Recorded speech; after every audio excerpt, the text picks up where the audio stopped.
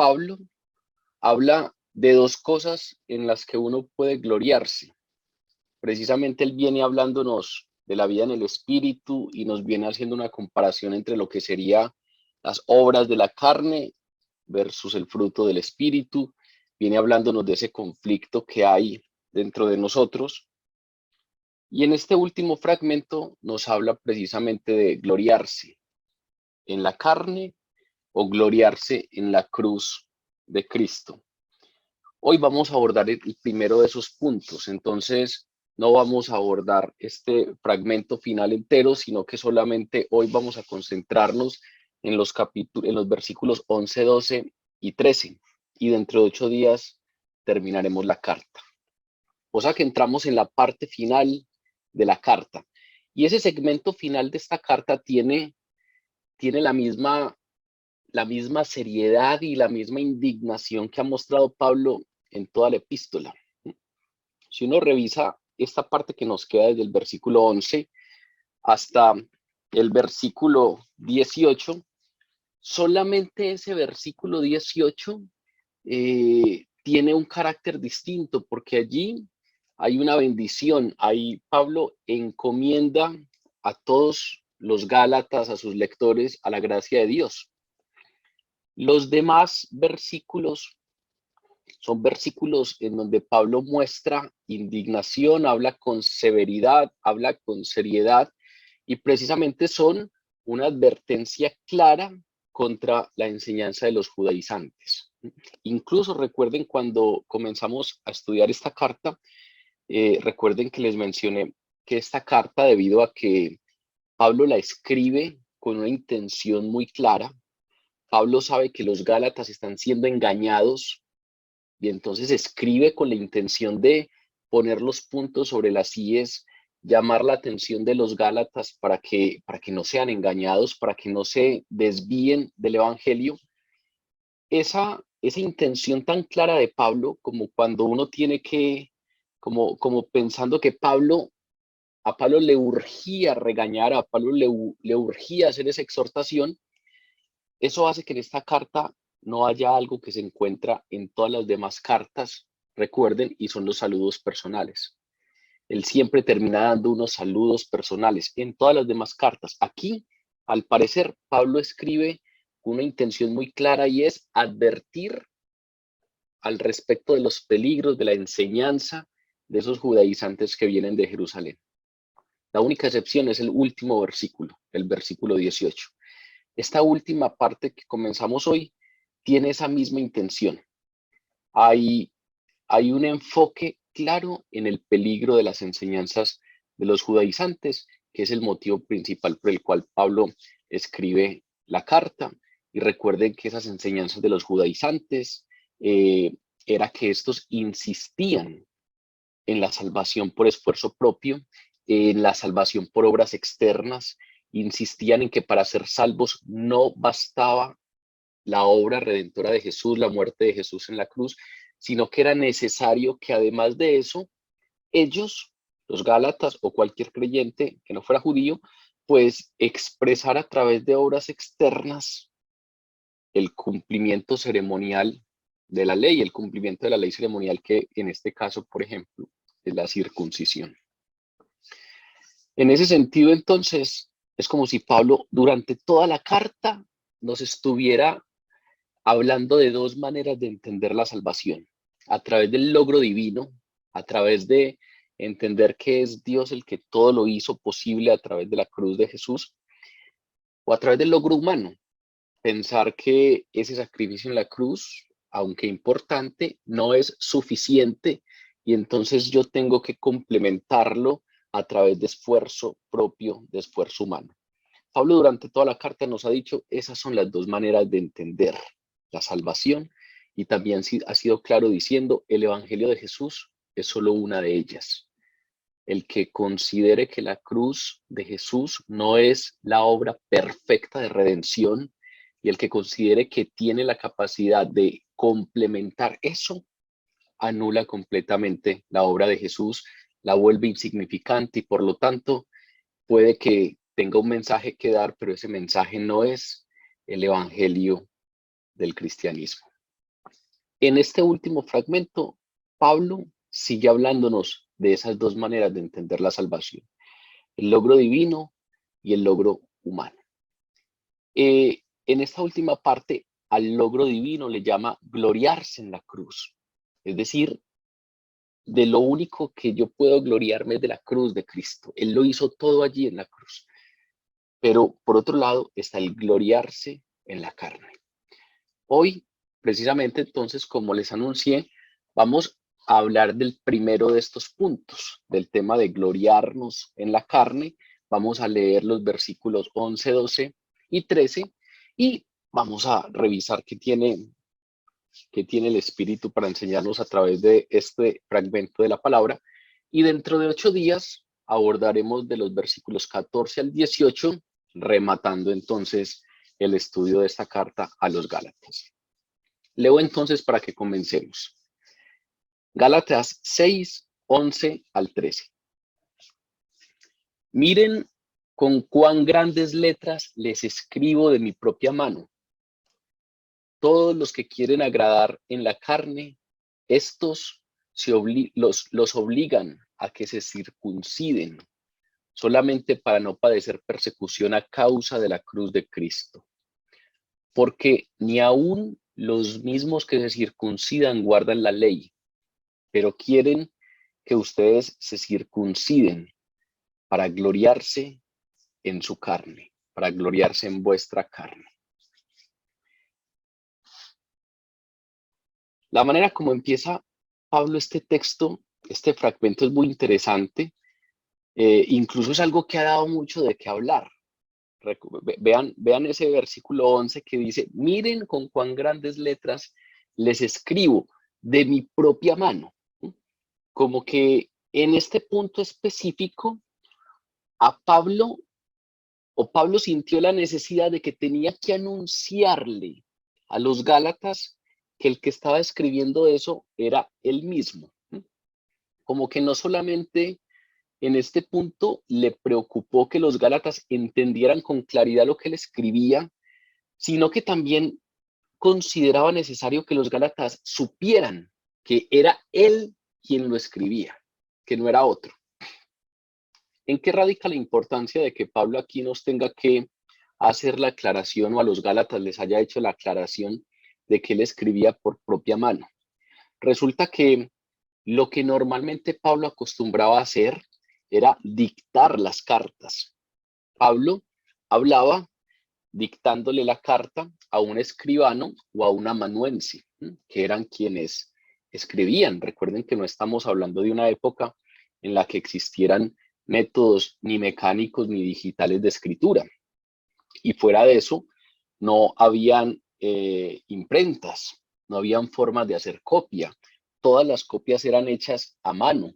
Y entonces habían unos que se dedicaban a ese oficio, unos escribas. Estos eran los que pasaban las escrituras sagradas de un pliego de papel a otro. Esa era la única manera de sacar copias. Y aquellos maestros que escribían, pues tenían escribanos o amanuenses que eran los que estaban más versados más entrenados en el oficio de hacer una escritura adecuada, una caligrafía adecuada. Entonces, cuando uno lee las cartas de Pablo, cuando estudia las cartas de Pablo, se da cuenta que es normal que él dicte las cartas, es lo que acostumbra a hacer, pero solía al final de las cartas escribir el saludo. Recuerden que les acabo de mencionar que esta carta es una excepción en las cartas paulinas debido a que no tiene un saludo personal. Ese saludo personal, Pablo acostumbraba escribirlo por propia mano. Por ejemplo, si ustedes se van a la primera carta a los Corintios, finalizando el capítulo 16, Pablo dice, yo, Pablo, escribo esta salutación o este saludo de mi propia mano. Si se van al capítulo 4 de Colosenses, si se van al tercer capítulo de la segunda carta a los tesalonicenses, van a encontrar exactamente la misma frase. Yo, Pablo, les escribo este saludo de propia mano. ¿Qué significaba eso? Eso es lo que se denomina un autógrafo. La palabra autógrafo es escrito por él mismo. Auto, yo mismo, grafo, de grafía, de escribir. Y entonces ese escribir con mano propia, la parte final de la carta, era lo que se utilizaba para probar la autenticidad de la carta. Es como si alguien firmara una carta hoy en día, o como si a uno le pusieran un sello en una carta y a través de ese sello se supiera que efectivamente esa carta es auténtica. Resulta que es que en la iglesia primitiva, en la iglesia del primer siglo, había documentos falsificados que circulaban en nombre de los apóstoles y circulaban en nombre de los apóstoles para tener mayor credibilidad. Había cartas que escribían algunos obispos o algunos creyentes o algunas personas y la firmaban con el nombre de uno de los apóstoles para que esa carta tuviese mayor credibilidad, para que esa carta se le diera mayor importancia, ¿sí?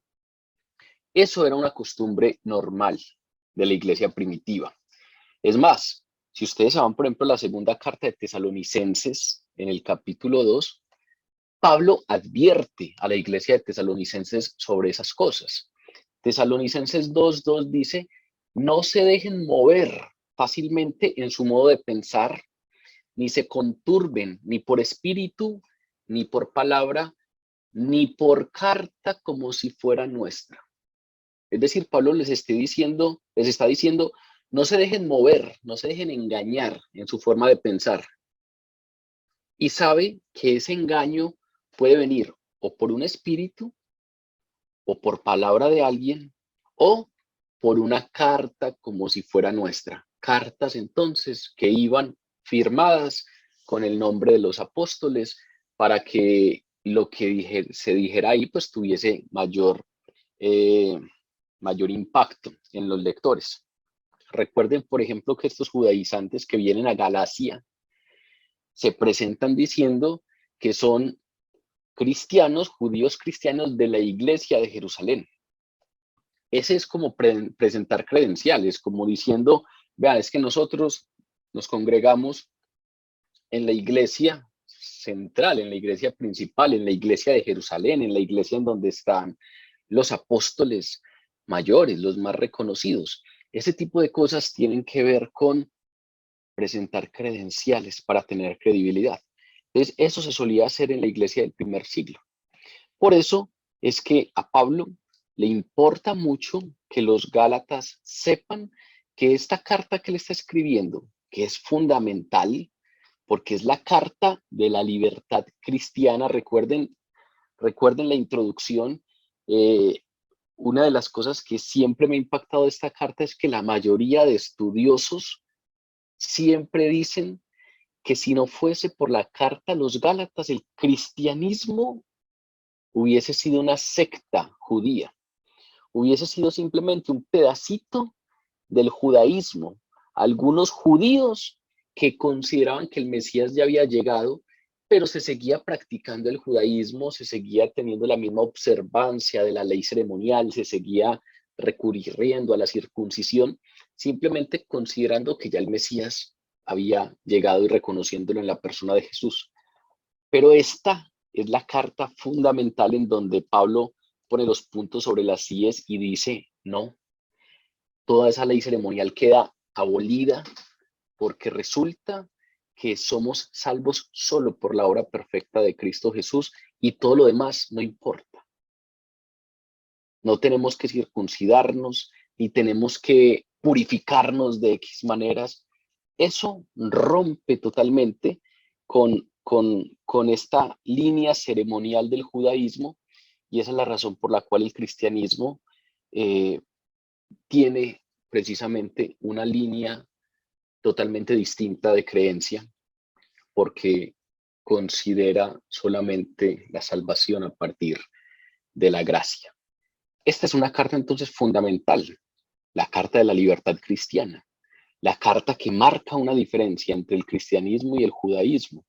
Y entonces, como es tan importante, como le urge tanto a Pablo escribirla para advertirles a los gálatas del engaño del que están siendo objeto, pues precisamente entonces le importa mucho que no solo ellos entiendan lo que él allí les escribe, sino que entiendan que es él el que la escribe y por lo tanto la dota de credibilidad, firmando de su propia mano a partir de esta palabra, esta frase: miren con cuán grandes letras les escribo de mi propia mano. Esto lo estoy escribiendo de mi propia mano. Ahora, ¿qué significa eso de miren con cuán grandes letras les escribo? ¿Por qué Pablo en esta parte utiliza grandes letras? Eso puede estar relacionado con dos cosas. Hay una primera posibilidad, y es que Pablo, al momento de escribir esta carta, ya tenía una visión deficiente. Al parecer, Pablo tenía una enfermedad de la vista. Recuerden que esta misma carta, en algún momento lo estudiamos, esta misma carta sugiere que él tenía una enfermedad de la vista. Recuerden por ahí en el capítulo 4, versículo 13, que Pablo nos explica, o escribe ahí en la carta, que él llegó, la primera vez que él llegó a Galacia, no iba directamente hacia allá, sino que a causa de una enfermedad del cuerpo, tuvo que llegar a Galacia. Y fuera de eso, después de que anuncia que estaba enfermo, agradece los cuidados que los gálatas tuvieron con él, e incluso recuerden que les dice: es que si ustedes hubiesen podido, se hubieran sacado los propios ojos para dármelos. Entonces, esa afirmación inicial de que él llegó allá por una enfermedad, y luego esa manera de agradecer y decir: es que ustedes, si se hubieran podido sacar los ojos para dármelos debido a mi afectación, lo hubiesen hecho, pues suele dar a entender que Pablo tenía una enfermedad ocular. Y entonces, en el caso de que eso fuese cierto, es comprensible que esta carta, como las demás, las haya dictado. Y entonces es comprensible que en el momento en el que ya va a escribir él un fragmento por cuenta propia para firmar, para dotar de credibilidad la carta, es entonces comprensible que ese pedacito que él escribió por cuenta propia y no dictó, hubiese quedado con letras grandes para él poder ver lo que escribía. Entonces, esta suele ser la interpretación que se le da a ese uso de miren con cuán grandes letras les escribo, como planteando obviamente de manera clara que la letra de él es distinta a la del amanuense, es distinta a la del escribano que escribe el resto de la epístola, y ese pedacito que sí escribió él de cuenta propia tiene letras un poco más grandes debido a sus problemas visuales. Claro, también hay una segunda posibilidad, hay una segunda línea de interpretación, y es que esas grandes letras se refieren a lo que se denominaba en la antigüedad la uncial. ¿Qué significa la uncial? La uncial es una letra mayúscula, es una letra que tenía un tamaño más o menos de una pulgada, un tipo de letra muy clásico de la caligrafía griega que fue utilizado más o menos hasta el siglo VII, y se utilizaba era para avisos públicos porque tenía un gran tamaño y por lo tanto era muy visible. Ese no era obviamente el tipo de letra que se utilizaba en una carta. Normalmente un escriba utilizaba una caligrafía en cursiva. ¿Por qué? Pues porque era un estilo mucho más atractivo, estéticamente era mucho mejor, pero fuera de eso era mucho más económico. Los materiales para escribir eran costosos. Incluso en muchos casos hay pliegos de papel que se les intenta dar una limpieza y reutilizarlos porque todos esos materiales eran costosos. Entonces se utilizaba sobre todo la cursiva porque no solamente era más estético, sino porque ocupaba menos espacio, entonces resultaba siendo más económico. Es posible que Pablo, en el caso de que no hubiese tenido un problema de visión y en el caso de que no hubiese dictado la carta, sino que la hubiese escrito entera, pues haya escrito el resto de la carta en cursiva y haya utilizado la letra uncial o esa letra grande en mayúscula para recalcar el contenido de esto que viene a continuación, para recalcar el contenido de este tema de gloriarse en la carne o gloriarse en la cruz de Cristo. La interpretación que suele tener mayor aceptación es que Pablo sufría de una enfermedad visual y que muy probablemente la carta fue dictada y que él escribió esta parte más grande debido a que la escribió por su puño y letra. Pero sin importar cuál de las dos tomemos, pues lo que sí queda claro es que Pablo quería dar a entender que eso que él está escribiendo en ese momento es de suma importancia. Sin importar si el resto de la carta la dictó o la escribió él, este pedacito Pablo quería que tuviésemos claro que le escribió él, que lo escribió de mano propia, no solamente para que sepamos que efectivamente fue él el autor de la carta, sino recalcando entonces la credibilidad de esto que vendría a continuación, sabiendo entonces que era escrito por él mismo. La mayor parte del contenido de esta carta, como les dije ahora, se dedica a condenar las enseñanzas falsas de los judaizantes. Y ahora no solamente condena esas enseñanzas, no solamente nos advierte frente a esas enseñanzas, sino que condena los motivos que tienen ellos para enseñarlas. Es decir, en esta última parte, Pablo lo que dice es, esto que ya les he explicado anteriormente, esto que ellos enseñan, resulta que tienen unos motivos claros para enseñarlos. Hay una razón por la cual ellos enseñan ese mensaje.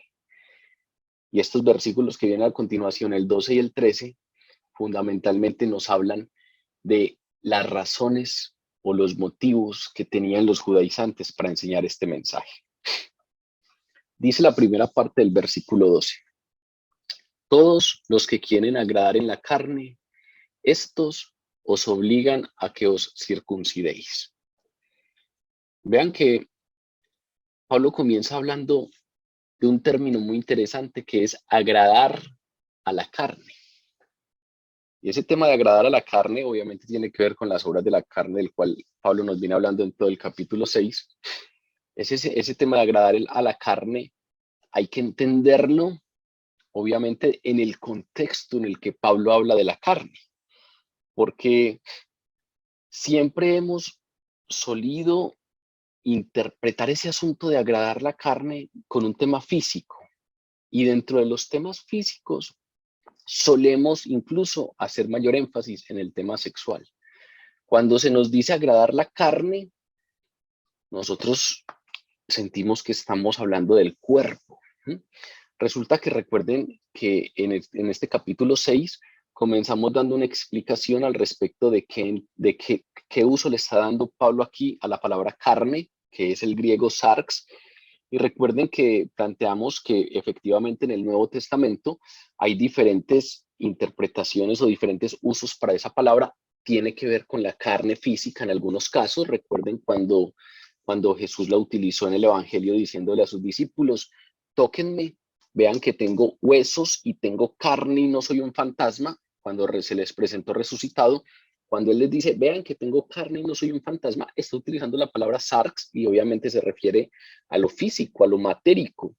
Pero recuerden que también estas semanas hemos recalcado que cuando Jesús mismo dice, el espíritu a la verdad está dispuesto, mas la carne es débil, pues de ninguna manera se refiere a que seamos debiluchos físicamente, sino que se refiere a la debilidad de la carne en términos de esa naturaleza no redimida. Entonces recuerden que en esto soy redundante, pero es fundamental para entenderlo.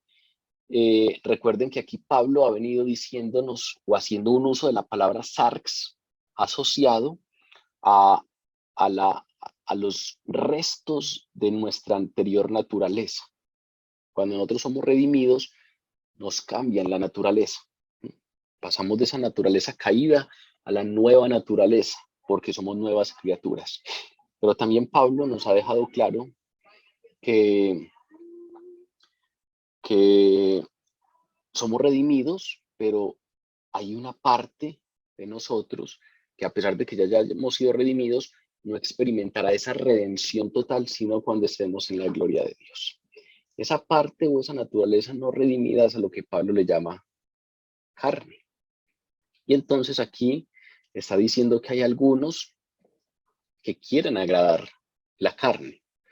Pero hago todo este contexto precisamente porque lo físico es la carne. Eh, las obras de la carne incluyen asuntos físicos, ¿sí? Pero las obras de la carne también incluyen asuntos que no tienen que ver con lo matérico, sino que tienen que ver con nuestra forma de pensar, con nuestra forma de sentir, pero asociada a la naturaleza no redimida. Por ejemplo, cuando en las obras de la carne Pablo habla de celos, y cuando habla de envidias, y cuando habla de iras, ese tipo de cosas no son matéricas, pero hacen parte de nuestra naturaleza no redimida, y todo eso es la carne. Eso es interesante porque aquí Pablo, cuando nos habla los que quieren agradar en la carne, Pablo se está refiriendo al orgullo religioso. Pablo se está refiriendo a ciertas obras que nos hacen tener confianza en nuestro propio esfuerzo. Es decir, aquí había algunos a los que no les interesaba agradar a Dios. No tenían una preocupación real por su justicia delante de Dios. Finalmente, recuerden que religión es relación con Dios. Religious es relación con Dios. Entonces, a todo lo que le llamamos religión es a que yo puedo tener una relación con Dios. Y esa relación es imposible si yo no soy presentado justo delante de Dios, porque lo santo y lo profano no pueden convivir. La palabra no se contradice. Y entonces, sin ser presentado como justo, nadie puede venir delante de Dios. Para que tengamos religios, para que tengamos una relación con Dios, tenemos que ser justificados. ¿Qué es ser justificados? Pues ser presentados como justos, es ser presentados como quienes nunca han infringido la ley. Eso ya sabemos que por cuenta propia es imposible, porque todos en algún momento hemos infringido la ley. La misma palabra dice, quien diga que no ha pecado, hace mentiroso a Dios. Entonces todos hemos pecado. Resulta que entonces Jesús es el que viene y nos justifica. Estos de los que estamos hablando acá, o de los que Pablo nos está hablando, es como si Pablo nos dijera, vea, estos realmente pareciera que no tuviesen una preocupación real por la justicia con la que son presentados delante de Dios. Como que no les interesa agradar a Dios y tener realmente una relación con Dios, sino que buscan impresionar a los hombres con acciones externas. Todos los que quieren agradar en la carne. Agradar, pero no agradar a Dios, sino agradar en la carne. Y agradar en la carne con ritos religiosos. Estos que quieren agradar en la carne los están obligando a que se circunciden. Entonces vean que no están hablando de quieren agradar en la carne a través de borracheras, quieren agradar en la carne a través de orgías, quieren agradar en la carne a través de lujuria, no está hablando ni siquiera de esas obras de la carne de las que nos habló anteriormente. Aquí Pablo está hablando de un asunto que tiene que ver con religión, que tiene que ver con algo que nosotros relacionaríamos con religión. Y eso es interesantísimo, porque está hablando de agradar en la carne, ni siquiera desde un tema físico, ni siquiera desde un tema sexual, sino que está hablando de que agradar en la carne también tiene que ver con religión. Tiene que ver con algo que le podríamos denominar orgullo religioso, querer impresionar a los demás con acciones externas.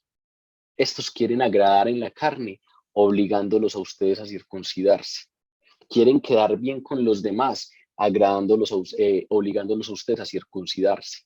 Quieren imponerles a ustedes un rito para quedar bien con otros, para ser bien vistos, para tener buena reputación en cuanto al su seguimiento estricto de la ley. Y entonces vean que aquí Pablo nos hace una advertencia fundamental y es como si nos estuviese diciendo el Espíritu Santo a través de la carta escrita por Pablo, cuidado, que religión que en su significado real es relación con Dios, cuidado que religión puede pasar de ser una relación con Dios a ser un asunto de apariencias externas, de apariencias sociales. Religión también puede ser agradar en la carne. Religión también puede ser querer impresionar a otros. Religión puede ser querer quedar bien delante de los demás.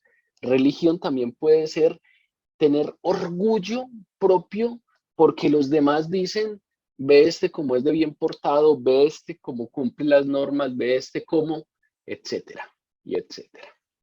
Y entonces religión pasa de querer agradar a Dios a ser agradar a la carne. Vean que eso es fundamental, porque cuando uno lee este texto de corrido, siempre que le ponen la expresión agradar a la carne o agradar en la carne, uno siempre se imagina un tema sexual. Uno siempre se imagina un tema de disfrute en la carne. Uno siempre se imagina un tema de disfrute corpóreo.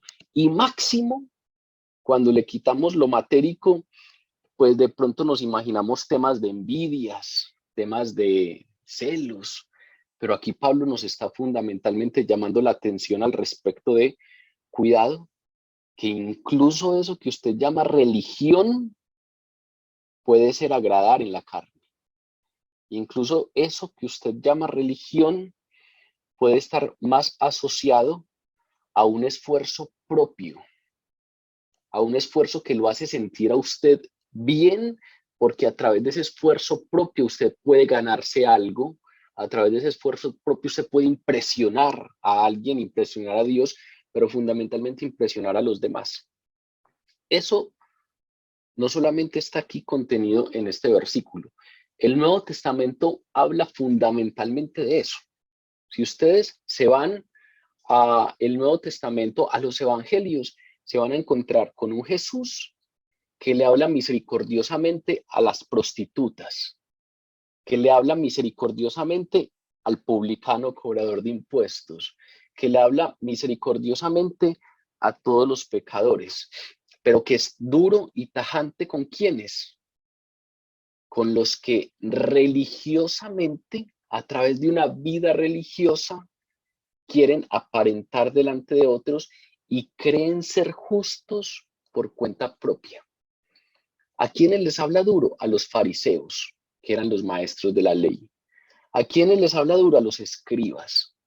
Y les dice, es que ustedes son sepulcros blanqueados. Es que ustedes se creen justos en su propia opinión. Es que ustedes creen que por su esfuerzo propio son mejores que los demás o pueden impresionar a Dios.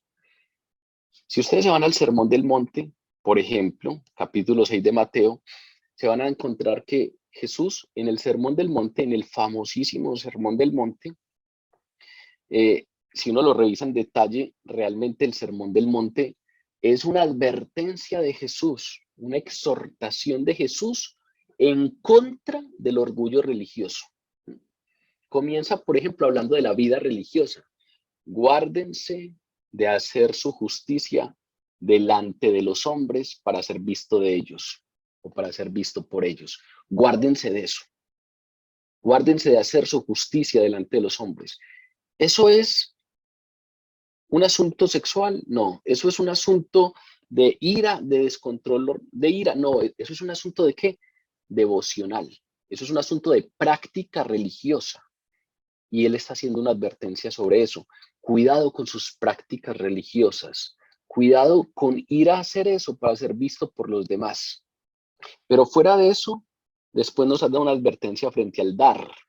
Y entonces, en el mismo Sermón del Monte dice, cuando den limosna, no hagan tocar trompeta delante de ustedes, como lo hacen los hipócritas en las sinagogas y en las calles, para ser alabados por los hombres. Y luego, lo mismo, pero frente a la oración. Cuando ores, no seas como los hipócritas, que orar de pie en las sinagogas y en las esquinas de las calles para ser visto por los hombres. Y luego habla del ayuno. Cuando ayunen, no sean austeros como los hipócritas, que ellos demudan sus rostros para mostrarle a todo el mundo que ayunan. Si ven, el Sermón del Monte termina siendo una advertencia constante a cuidado con la práctica religiosa, porque la práctica religiosa puede terminar, puede pasar de ser una relación con Dios a un querer impresionar a los otros, a un querer, como le llama aquí Pablo, agradar en la carne a través de prácticas religiosas. A los fariseos les dice, ustedes se justifican a sí mismos delante de los hombres, mas Dios conoce sus corazones, y lo que Dios tiene por sublime, lo que los hombres tienen por sublime delante de Dios es una abominación, dice el capítulo 16 de Lucas. Ustedes se justifican a ustedes mismos. Vean que Jesús es duro, misericordioso con el pecado, pero es totalmente duro con aquellos que se justifican a ellos mismos, con aquellos que creen que su propia obra puede justificarles. Y eso es lo que está pasando en Galacia. Hay algunos que llegaron de Jerusalén que consideran que la obra de Cristo Jesús no es perfecta y suficiente, sino que hay que sumarle algo de mi propia cuenta, y eso es lo que puede justificarme totalmente. Se tienen que circuncidar, tienen que hacer esta y esta y esta práctica ceremonial, porque si no, no. Porque si no, no logran ser salvos, porque la obra de Cristo no es suficiente por sí misma. Vean que con lo que Jesús fue duro, Pablo también está siendo duro. Ni siquiera hay saludo personal en esta carta, porque es una carta escrita con urgencia, es una carta escrita con afán, tenemos que exhortar rápido esto que está pasando. Eso es con lo que estos son duros. Jesús, Dios, fue duro con ello, y ahora su apóstol Pablo es duro con ello. Y nosotros solemos a veces pasar ese tema de manera desapercibida en el Evangelio, y entonces estamos muy precavidos con asuntos sexuales, y estamos muy precavidos con asuntos de lo físico y lo material, y estamos muy precavidos con un montón de cosas, pero resulta que Jesús es centrado en términos de dureza, al igual que Pablo, en un asunto específico, y es aquellos que, creyendo justificarse a sí mismos, terminan viviendo sus vidas religiosas para agradar a los demás. Quieren agradar en la carne. Parecen muy queridos, muy devotos, muy entregados ante los ojos de los demás. Son una lumbrera, exhalan Espíritu Santo cuando respiran, pero resulta que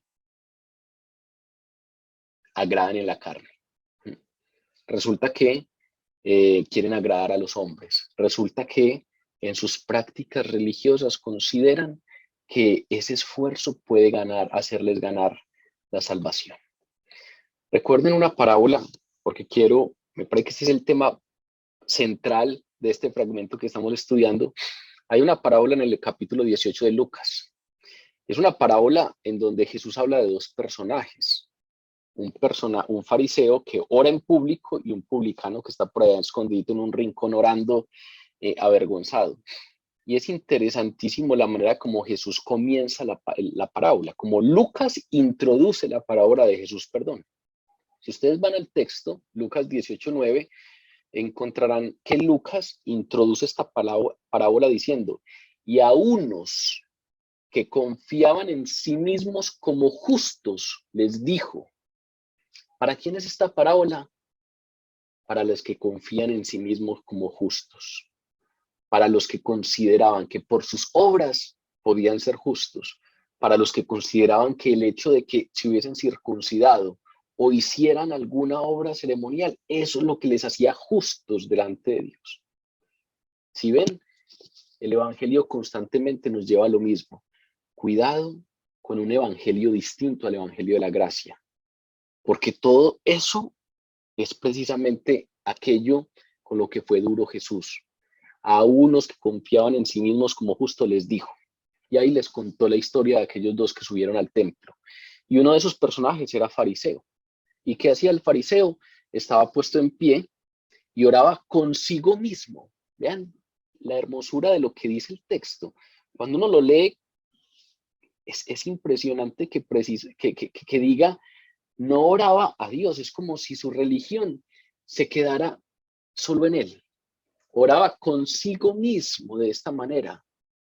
Y la manera como estaba orando era agradecer. Si las palabras estaban dirigidas a Dios, pero eso es como si no llegara allá, porque él lo único que estaba haciendo era elogiarse a sí mismo. La manera como oraba era agradecerle a Dios por su propia bondad. Y entonces le decía, gracias Dios, porque yo no soy como los otros hombres. Yo no soy un ladrón, no soy un adúltero. Dice el texto, ayuno 2 veces a la semana, doy diezmos de todo lo que gano. Si ustedes ven eso es un tipazo. Un tipo que no es un ladrón, que no es injusto, que no es un adúltero, que ayuna 2 veces a la semana, que da diezmos de todo lo que gana. ¿Ustedes qué considerarían que es a los ojos de hoy en día en términos religiosos? Sería obviamente un excelente practicante de su religión. Pero resulta que el problema no estaba en un pecado externo. El asunto no estaba en que fuese un ladrón, ni un adúltero, ni que no ayunara, ni que no diezmara. El asunto estaba en que confiaba en su propia obra y en su propia bondad para ser justificado, y no en la obra de Dios. Por otro lado está el otro personaje. En la parábola Jesús dice que ese otro personaje es un publicano. Y utiliza la figura del publicano porque los publicanos son los cobradores de impuestos. Son judíos que están cobrando impuestos para Roma. Entonces son una especie de lacras sociales porque están traicionando a su pueblo. Están yendo a cobrar impuestos a su propio pueblo para dárselos a Roma. Y entonces eran repudiados socialmente. Y ese tipo repudiado socialmente, que se considera un traicionero de su propia raza, de su propio pueblo, estaba a cierta distancia. Ni siquiera se acercaba mucho al templo. Estaba avergonzado. Y dice la parábola que estaba tan avergonzado por su pecado que ni siquiera se atrevía a mirar al cielo. Y lo único que hacía era golpearse el pecho diciendo, Dios, sé propicio a mi pecador. Sé propicio a mí que soy pecador. Y termina la parábola diciendo, Jesús, que el publicano que pidió misericordia descendió a su casa justificado antes que el otro. Esa justificación es lo que hace posible la relación con Dios. Ninguno que no esté justificado puede venir delante de Dios. Y este que pidió misericordia descendió a su casa justificado. Y el otro no. Y el otro no era un ladrón, no era un adúltero, ayunaba 2 veces a la semana, era un tipazo, era un excelente cumplidor en términos de normas religiosas, pero resulta que obviamente no cumplía la ley a cabalidad, porque algún punto se le escapaba. Todos incumplimos en algún punto de la ley. Y este, en vez de entender su insolvencia, se jactaba de lo que externamente hacía y entonces, claro, era reconocido socialmente por ser un excelente cumplidor de la ley. ¿Y qué estaba haciendo ahí? Agradar en la carne. Estos que agradan en la carne los obligan a ustedes a circuncidarse, dice este inicio del versículo 12. Eso es lo que está diciendo aquí Pablo. Anteriormente había llamado la atención sobre las filosofías humanas. Había llamado la atención sobre los evangelios de creación humana. Y precisamente esos evangelios de creación humana son esto. Son un evangelio distinto al de la gracia. Son un evangelio que en vez de originarse en el Espíritu, son un evangelio que en vez de centrarse en la obra de Cristo Jesús, en vez de centrarse en la gracia que exalta a Dios, se centra en las cosas que nosotros podemos hacer para sentirnos bien por lograrlas. Y entonces, en muchas ocasiones, nuestras prácticas religiosas, si ustedes lo piensan bien, son eso. Nos terminamos centrando en las cosas que podemos hacer para después sentirnos muy bien por lograrlas. Nos encanta centrarnos en esos grandes esfuerzos que hay que hacer para después sentirnos muy bien por lograrlas. Y cuando nos sentimos bien por haberlo logrado, y cuando consideramos que nuestra relación con Dios no es posible por la cruz del Calvario, sino que es posible porque yo logré eso tan difícil, pues eso ya no se centra en Dios, se centra en mí. Y entonces eso ya no es gloriarme en la cruz, sino que es gloriarme en la carne. A eso se refiere aquí Pablo cuando dice todos los que quieren agradar en la carne. Incluso dice, cuidado, que tales cosas, hacer esas cosas para sentirme bien lográndolas, en Colosenses 2:23 dice, cuidado, hablando de esas prácticas religiosas, cuidado que esas cosas tienen de verdad cierta reputación de sabiduría en culto voluntario, en humildad y en duro trato al cuerpo. Es decir, claro, tener una práctica religiosa de cierto tipo, pues tiene reputación de sabiduría en culto voluntario, en humildad y en trato duro al cuerpo, pero no tienen, dice el segundo capítulo de Colosenses, versículo 23, no tiene valor alguno contra los apetitos de la carne. Carecen de valor para oponerse a la carne, porque la única manera de vivir en el Espíritu es entender nuestra total dependencia de Dios y someter nuestra voluntad al actuar del Espíritu Santo, que es el único que puede producir en nosotros frutos del Espíritu. Todo lo que yo haga por cuenta propia, todo lo que yo haga porque soy muy responsable, muy disciplinado, claro, eso tiene cierta reputación de sabiduría, tiene cierta reputación de disciplina, tiene cierta reputación de duro trato al cuerpo, pero no tienen valor para oponerse a la carne, porque son producidos por la carne y finalmente terminan agradando a la carne. Aunque sea una práctica religiosa, termina agradando a la carne. Entonces vean que este es un enfoque que hay que entenderlo muy bien antes de proseguir. Por eso quise dividir esta última parte de la carta en dos, porque aquí Pablo nos llama la atención a algo fundamental y es que actos religiosos, actos de devoción religiosa, pueden ser gloriarse en la carne. Si la intención con que los hago es precisamente lograr algo por cuenta propia y para agradar a otros o para ser visto por otros. Y eso finalmente no tiene nada que ver con lo que el Espíritu produce en mí. Obviamente los actos de devoción que tienen que ver con el Espíritu son fruto del Espíritu y solamente los puede hacer alguien que tenga el Espíritu Santo adentro. En cambio, los actos religiosos para agradar a la carne los puede hacer cualquiera. Simplemente hay que aprender a practicarlos con habilidad. Hay que aprender cómo se hace eso y se hace y punto. Y ni siquiera los tiene que hacer alguien que tenga el Espíritu.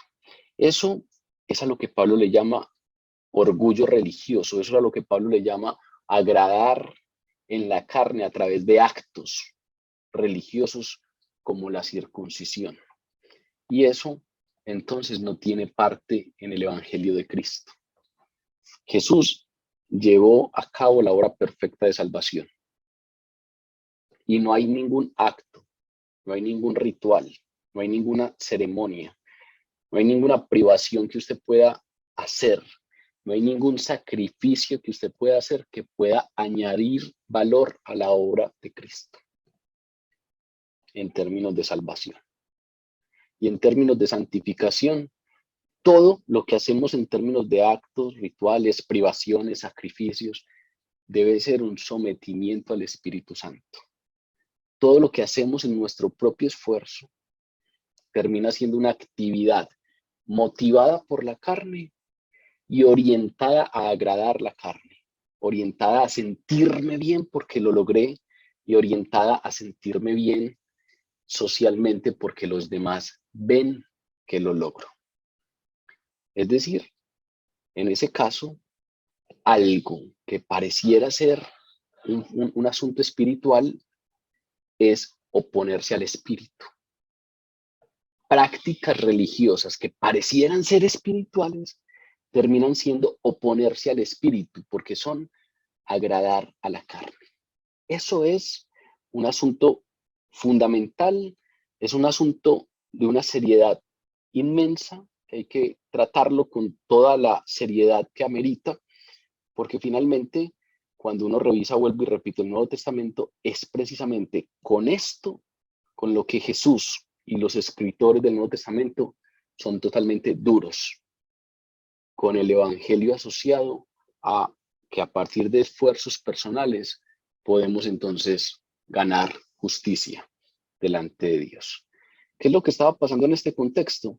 Que para reforzar su religiosidad, para reforzar ese sentirse bien con sus prácticas religiosas, algunos judíos que creyeron en Jesús como Mesías, es decir, judíos cristianos, algunos estaban obligando a otros a circuncidarse como elemento de salvación, para reforzar esa religiosidad. A eso es a lo que Pablo se refiere cuando dice, los que quieren agradar en la carne, estos los obligan a circuncidarse. El primer motivo entonces que nos plantea Pablo para esa enseñanza falsa que daban los judaizantes es orgullo religioso, tener una práctica religiosa centrada en sí mismo. El segundo, que está en la segunda parte del versículo 2, es bastante interesante, porque dice que el otro motivo que tenían estos era no padecer persecución a causa de la cruz de Cristo. Solamente para no padecer persecución a causa de la cruz de Cristo. Es decir, tenían un segundo motivo y era cobardía. Nos está diciendo que los judaizantes no solamente eran orgullosos religiosos, sino que eran cobardes. ¿Y por qué ese asunto de lo hacían? Es decir, estaban obligando a otros a circuncidarse para no padecer persecución. ¿Qué significa eso? Resulta que ellos defendían ese legalismo, defendían esa práctica judía de tener que hacer algo para poder ser presentado justo delante de Dios, y lo hacían para proteger sus vidas y bienestar material. Lo hacían para no padecer persecución. ¿Por qué? Pues resulta que es que identificarse con Jesús totalmente, identificarse con Jesús, es decir, identificarse con la cruz de Jesús y decir que allí estaba toda la obra perfecta de salvación, implicaba pagar un precio, implicaba persecución normalmente. Por eso es que aquí dice Pablo, ellos hacen esto solamente para no padecer persecución a causa de la cruz de Cristo. ¿Y por qué la cruz de Cristo significaba persecución? Resulta que la iglesia del primer siglo era perseguida. Los cristianos durante todas las épocas, pero en este momento estamos hablando de, esta carta fue escrita en el primer siglo, en esa época pues esos cristianos eran perseguidos, y eran perseguidos no solamente por los romanos, sino por los judíos, por los otros judíos que no consideraban el cristianismo como una verdad, sino que consideraban que eso era una herejía, ¿sí? Que un tal Jesús estaba haciendo pasar por Dios y que era un hereje, y entonces hay que matarlo y crucificarlo, y ahí siguen sus seguidores dándole fuerza a ese movimiento hereje. Entonces, claro, los judíos querían acabar con eso. Recuerden que el mismo Pablo era judío, y él, porque tenía un celo grande por su religión, fue y pidió permiso a las autoridades romanas y se dedicó a cazar cristianos, a matar cristianos para acabar con esa secta. Entonces los judíos eran grandes perseguidores de cristianos. Eso hace entonces que obviamente aquellos judíos que se convertían en cristianos, pues recibían una gran persecución. Un judío que se convertía al cristianismo era sujeto de lo que se denomina ostracismo social. ¿Qué es ostracismo social? Era rechazado socialmente. Es más, en muchas ocasiones hasta era desterrado. Entonces, cuando un judío se convertía al cristianismo, los demás judíos lo hacían a un lado, lo aislaban, lo apartaban. ya no querían tener nada que ver con él. Y entonces eso generalmente los llevaba a la ruina económica. Era expulsado de las sinagogas, obviamente, ya no podía entrar allí. Y muchas veces, vuelvo y repito, era expulsado de su aldea, de su propia casa. Los demás judíos se negaban a hacer negocios con él. Y entonces les resultaba difícil comprar alimento, les resultaba difícil comprar vestido, incluso cuando tenían dinero y ofrecían más dinero de la cuenta para comprar algunos productos, los demás se negaban a venderles, porque no era un asunto simplemente de dinero, era un asunto de que no quiero tener nada que ver con usted porque usted es un hereje, lo repudio. Eso entonces le pasaba a los judíos que se convertían al cristianismo, no solamente eran obviamente aislados y eran separados, sino que en muchas ocasiones venían algunos mucho más vehementes, como lo fue Saulo de Tarso en su época, y entonces pues sus vidas corrían peligro. Y entonces por miedo a ello, algunos judíos que se convertían al cristianismo sí participaban en la iglesia, sí se identificaban con Jesús, pero tenían un límite. ¿Y cuál era su límite? Intentaban tener una práctica religiosa del cristianismo solo hasta el punto de que eso que hicieran no ofendiera en gran medida a los judíos que los rodeaban. Y entonces por eso resulta que no se centraban completamente en la cruz como medio único de redención y seguían haciendo eco en la necesidad de circuncidarse, en la necesidad de continuar practicando la ley ceremonial. Ese era el objeto básico a partir del cual ellos lograban evitar un poco esa persecución. Persecución por la cruz de Cristo, dice aquí Pablo. Ellos evitan la persecución a causa de la cruz. ¿Por qué la cruz era la causa de la persecución? Pues porque desde el primer siglo el cristianismo ha tenido la cruz como insignia y ha tenido la cruz como insignia porque ese es el símbolo que representa un método horrible de ejecución, un método de muerte, pero una muerte horrible. Ya todos sabemos qué es lo que le pasa a un crucificado, pero resulta que esa muerte horrible se convirtió para los cristianos en el símbolo más representativo de la vida. Ese símbolo de esa muerte horrible se convirtió para nosotros en el símbolo de vida. Cristo, nuestro Mesías, nuestro Maestro, nuestro Cristo, padeció y murió en la cruz como sacrificio perfecto para salvarnos del pecado y de la muerte. Y entonces ese objeto que es el símbolo de una cruz terrible, resulta que para nosotros se convirtió en el medio de nuestra salvación. Dios transformó la expresión más terrible del odio humano, la expresión más terrible de la violencia humana, a la expresión más bella del amor divino. Esa es la expresión más plena del amor divino. Recuerden cuando estudiamos el Evangelio de Juan, de tal manera amó Dios al mundo, de tal manera que entregó a su Hijo, para que todo aquel que en él crea no se pierda, sino que tenga vida eterna. La expresión más grande y plena del amor de Dios por nosotros es la entrega de Jesús en la cruz del Calvario.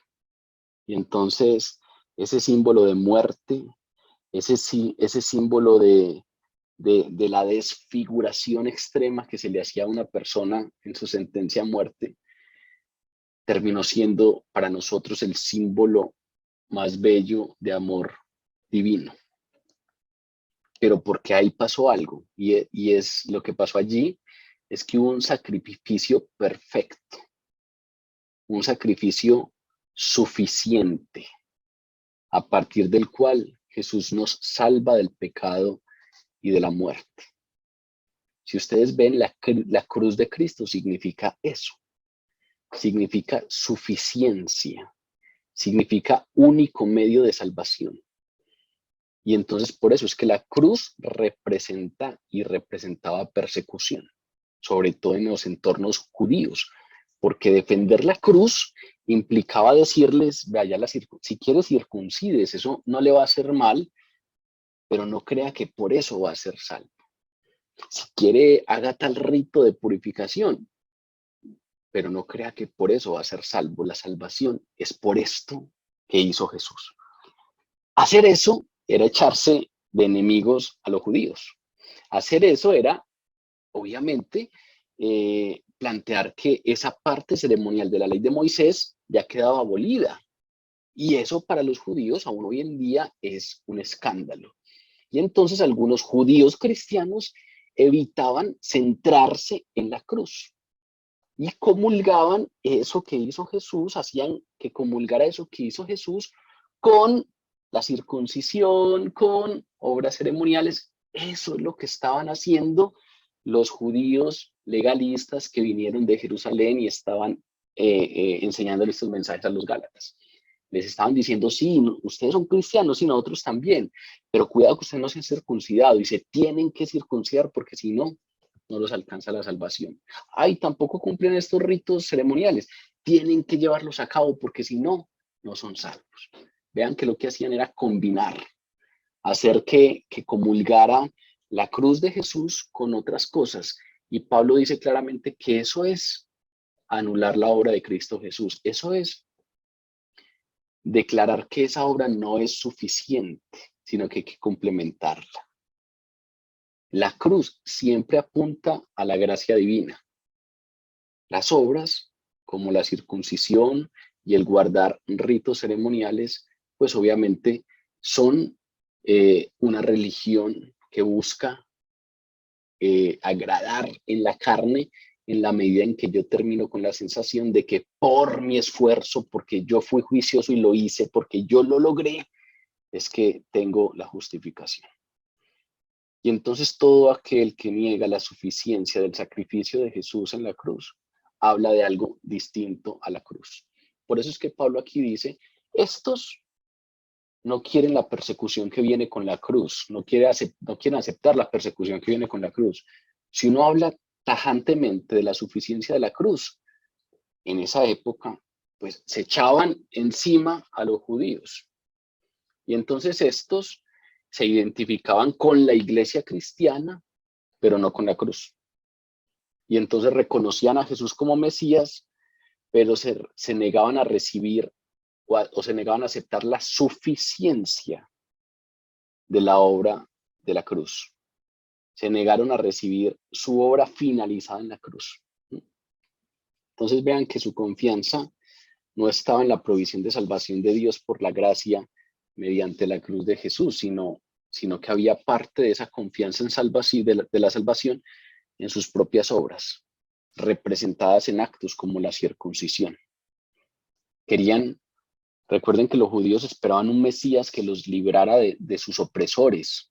Ellos estaban esperando un Mesías militar que los guiara para vencer a los romanos y que los guiara para vencer y salir de esa opresión. Pero no estaban esperando un Mesías que los salvara de sus pecados. Consideraban que de ese problemita podían encargarse ellos mismos. Querían libertad político-económica, pero no esperaban que el Mesías viniera a liberarlos de sus pecados. Ellos consideraban que cumpliendo esa ley podían encargarse de ese asunto de ser librado de los pecados.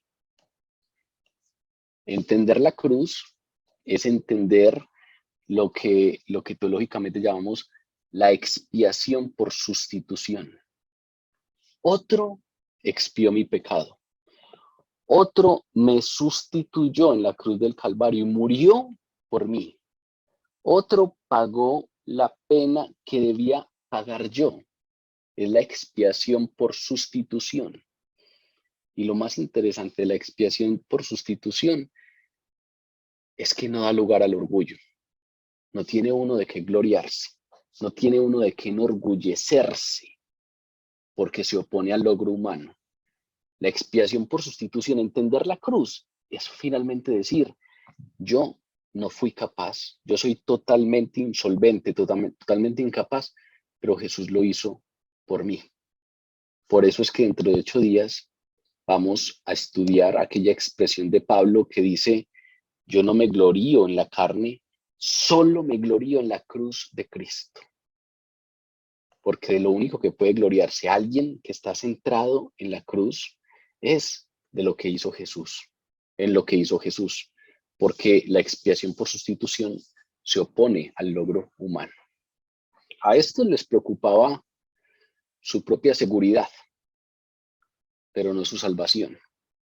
Y entonces esperaban que enseñar la obediencia a la ley mosaica, esperaban que aunque fueran cristianos, el hecho de que enseñaran y practicaran el rito de la circuncisión, pues los haría que representaran una ofensa menor para los judíos.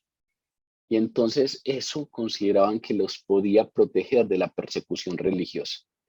Como ven, al parecer eran cristianos, pero con un límite. Yo llego hasta acá y ahí empiezo una posición cómoda, empiezo a acomodar un poco mis posturas de tal manera que lo que yo hago, creo y enseño no esté ofendiendo demasiado a mis compatriotas judíos, para que no termine siendo yo objeto de ostracismo social, para que no terminen estos expulsándome, para que no terminen estos negándose a hacer negocios conmigo, para que no termine siendo yo desterrado de mi aldea, o para que no termine yo y mi familia asesinados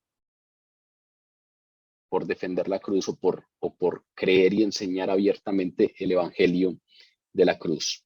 Esperaban que hacerlo así pues les generara menos críticas y menos rechazo de sus compatriotas judíos. También está claro que los judíos gozaban de cierta protección del Imperio Romano, ¿sí? porque habían sido sometidos por el Imperio Romano, y el Imperio Romano les permitía seguir con sus prácticas religiosas, les permitía seguir con sus rasgos culturales, seguían hablando hebreo, seguían teniendo incluso alguna moneda, algún tipo de moneda propia. Recuerden que, por ejemplo, cuando iban a hacer ofrendas al templo, la única moneda que se permitía era la moneda del templo, que es distinta a la moneda con la que se pagaban impuestos. Recuerden cuando Jesús le preguntan para corcharlo por si deben pagar impuestos, y él coge la moneda y ahí está la cara del César y dice: vaya, entréguele al César lo que es del César. La moneda es distinta. Entonces, la moneda para el templo es distinta. Entonces, cuando se dan esos sometimientos por parte del Imperio Romano, se les da cierta libertad de culto y de mantener rasgos culturales a esos pueblos sometidos, a cambio de que por pagar impuestos van a tener seguridad por parte del ejército romano, del gran ejército romano. Entonces los romanos, los judíos gozaban de cierta protección por parte del Imperio Romano. En cambio los cristianos no.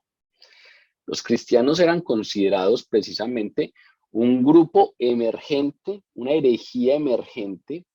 Consideraban que ya que su líder había sido crucificado bajo la ley romana, todos sus seguidores, todos los cristianos, pues eran sospechosos, eran tratados como sospechosos por los oficiales romanos, y solían experimentar acoso, y solían experimentar persecución, y solían experimentar violencia, a diferencia de los judíos.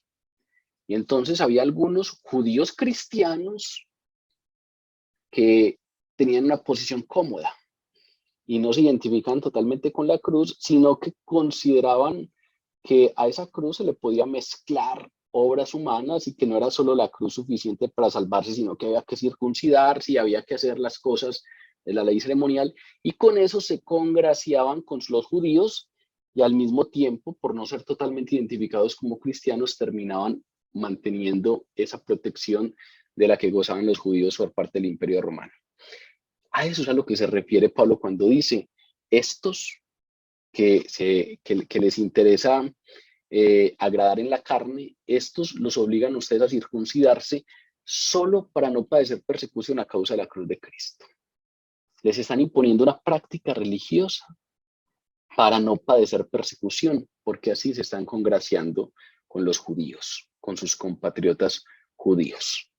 La cruz trae persecución. Si ustedes leen Hechos de los Apóstoles es un libro que fundamentalmente habla de los hechos, de las obras de los apóstoles en el primer siglo de la iglesia. Y si ustedes ven, está caracterizado fundamentalmente por persecución de todos los apóstoles, persecución a todos los apóstoles por proclamar la cruz. Cuando proclamaban el evangelio de Jesús, que es el evangelio de la gracia, el evangelio que dice, solo por el sacrificio en la cruz del Calvario podemos venir delante de Dios, pues eran perseguidos y eran martirizados y eran ejecutados. Y resulta que los judaizantes, a pesar de creer en Jesús como Mesías, no querían participar de ese sufrimiento. Y entonces seguían enseñando que a la cruz de Jesús había que añadirle ciertas cosas, como la circuncisión, que en este caso querían imponerla a los gálatas. Si ustedes ven, de ese tipo de personas, Jesús habló en el Evangelio. ¿Recuerdan la parábola de la semilla? Aquel sembrador que está tirando semilla y una parte cae en buen terreno, pero otra parte cae en otro terreno, etc. Allí, uno de esas semillas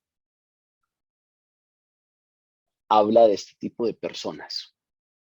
Mateo 13:20, que es el fragmento en el que está contenida esta parábola, dice, y el que fue sembrado en pedregales, la semilla que cayó entre las piedras, ese es el que oye la palabra y al momento la recibe con gozo y se siente identificado, pero no tiene raíz en sí, sino que es de corta duración, pues al venir la persecución a causa de la palabra, tropieza.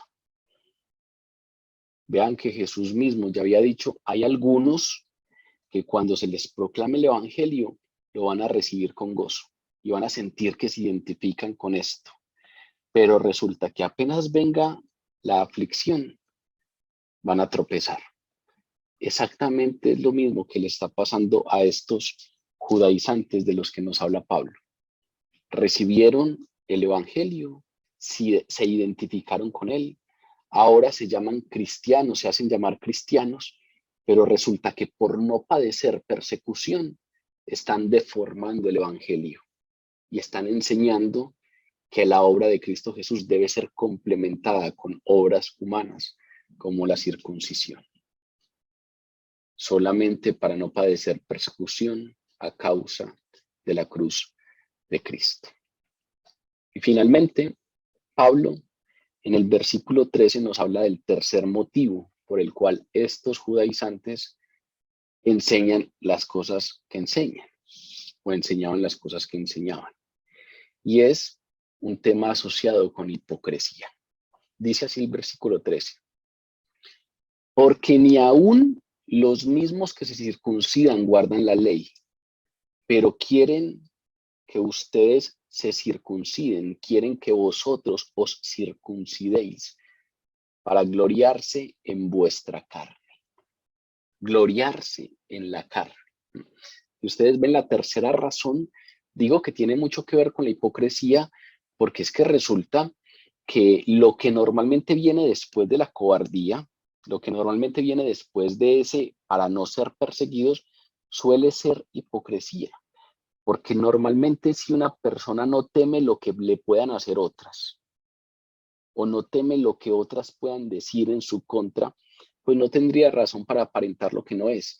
Y normalmente cuando uno teme lo que otras personas pueden decir de uno, o cuando uno teme lo que otras personas pueden hacerle a uno, pues normalmente termina aparentando cosas que no es. Y entonces aquí Pablo directamente hace una afirmación, es que los que se circuncidan, ni siquiera los que se circuncidan guardan la ley. De manera pues que es como si estuviera diciendo directamente, ellos se circuncidan y creen entonces estar haciendo todo lo necesario para ser salvos por cuenta propia, pero es que ni siquiera ellos guardan la ley. caen en alguno de los puntos de la ley.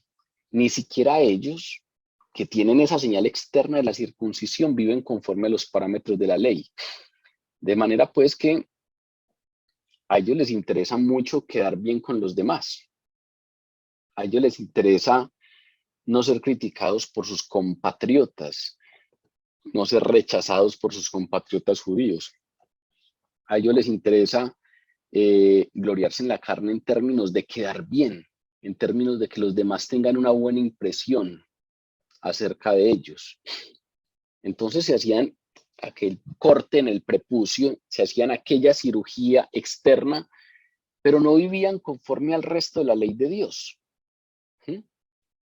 Entonces eran hipócritas, porque consideraban que por una obra propia podían ganarse el estar con Dios, podían ser declarados justos, pero resulta que ellos mismos sabían de su insolvencia, ellos mismos sabían que no vivían conforme a todos los parámetros de la ley de Dios. Pues resulta que precisamente recuerden que en esta epístola lo estudiamos así. Pablo dice, ¿para qué nos fue dada la ley? La ley nos fue dada para que entendamos que no somos capaces de justificarnos a nosotros mismos. La ley nos fue dada para que cada uno de nosotros sea plenamente consciente de su insolvencia. Cuando uno hace todo el esfuerzo posible por vivir conforme a los parámetros de Dios y lo hace de manera sincera, siempre va a terminar a los pies de Dios diciéndole, no soy capaz. Y entonces ese es el momento perfecto para recibir al Salvador, porque es en el momento en el que yo sé que necesito un Salvador, porque por cuenta propia no soy capaz. Estos saben que no son capaces, saben de su insolvencia, pero viven como si esas obras externas los pudieran justificar. Por eso son hipócritas, porque ni aun aquellos que se circuncidan y hacen tanto énfasis en la circuncisión, guardan la ley. Por eso, recuerden lo que Jesús les decía a sus discípulos al respecto de los escribas y fariseos. Ellos obviamente están hablando de la ley de Dios, y entonces todo lo que digan que ustedes deben guardar, guárdenlo y háganlo, pero no hagan conforme a las obras de ellos, porque dicen y no hacen. Algo así es lo que nos está diciendo aquí Pablo. Ellos hacen énfasis y vienen y les dicen a los Gálatas, es que ustedes no son salvos porque no se han circuncidado, pero ni aun ellos mismos guardan la ley de Dios. No lo hacen ellos, pero quieren que ustedes se circunciden. A eso se refiere Jesús con estos son los herederos de la ley, y entonces todo lo que les digan a ustedes que guarden, guárdenlo y háganlo, pero no hagan conforme a sus obras. Y continúa diciendo, porque todas sus obras las hacen para ser vistos por los hombres. Usan filactelias, extienden los flecos de sus mantos, aman los primeros asientos en las cenas, aman las primeras sillas en las sinagogas, aman que los saluden en las plazas y aman que los hombres los llamen rabí. Es decir, religión para aparentar, religión social, religión que no tiene que ver con nuestra relación con Dios, sino religión social. Y de eso obviamente estamos llenos nosotros, de religión que no tiene nada que ver con relación con Dios, sino que tiene que ver con un asunto social. Tiene que ver con un asunto entre nosotros, con un asunto de lo que nos aparentamos unos a otros, con un asunto de lo que decimos unos de otros, etcétera. Esos quieren que ustedes se circunciden a fin de que puedan gloriarse en vuestra carne. ¿Qué significa eso? Significa que estos tenían mucho interés en ganar conversos para la ley. Y resulta que tenían mucho interés en ganar conversos. ¿Por qué? Porque querían jactarse, querían enorgullecerse de su efectividad para ganar adeptos. Entonces vean que ahí Pablo vuelve y nos lleva a una práctica religiosa. Obviamente tenemos un mandato, que es, vayan y lleven el evangelio a todas las naciones. La evangelización es un mandato divino. Pero aquí Pablo está diciendo cuidado, porque aún ese asunto de anunciar puede ser guiado por orgullo religioso. Y entonces hay algunos que quieren algo, en este caso quieren ganar conversos, a fin de poder gloriarse en vuestra carne, a fin de poder gloriarse de que lograron ganar adeptos, de que lograron convertir a uno nuevo. Y en este caso dice gloriarse en vuestra carne, porque la manera de estos ganar adeptos era convencerlos de que se circuncidaran. Y ahí hay otro punto fundamental frente a ese tema de la práctica religiosa. Según esto que acaba de decir Pablo, entonces podríamos concluir que es muy posible ser activo en la iglesia, que es posible que en la iglesia sintamos que estamos sirviendo y al mismo tiempo estar sembrando para la carne, o al mismo tiempo estar gloriándonos en la carne, porque somos muy activos en la iglesia, pero hacemos lo posible para llamar la atención sobre nosotros mismos. Nos sentimos orgullosos por el reconocimiento que nos dan, por lo que hacemos, por el número de convertidos. Es que cuando predica, X cantidad de gente se convierte y entonces terminamos enorgulleciéndonos por nuestro número de convertidos o por lo que la gente dice de nosotros. Y entonces todo esto terminan siendo ideas y actividades religiosas, devocionales, pero que terminan siendo un asunto de gloriarse en la carne. Resulta que terminan haciéndonos sentir orgullosos de nuestra religiosidad, orgullosos de lo que podemos hacer. Eso me parece que es un tema a lo que la palabra de hoy nos está llamando con especial ahínco. Vean que toda esta parte de la que hablamos hoy es un gloriarse en la carne, una advertencia frente a cuidado con gloriarse en la carne. Y no se nos ha hablado de otra expresión distinta, gloriarnos en la carne, que el tema de la religiosidad, el tema de la falsa religión, el tema de tener una religión que no es una relación con Dios, sino que es una religión para sentirme bien conmigo mismo, con mi esfuerzo, con mi capacidad de lograr cosas, lograr que otros hablen bien de mí, sentirme bien por lo que otros perciben en mí. A eso es a lo que Pablo se ha referido hoy en estos versículos. Y es a lo que llama gloriarse en la carne.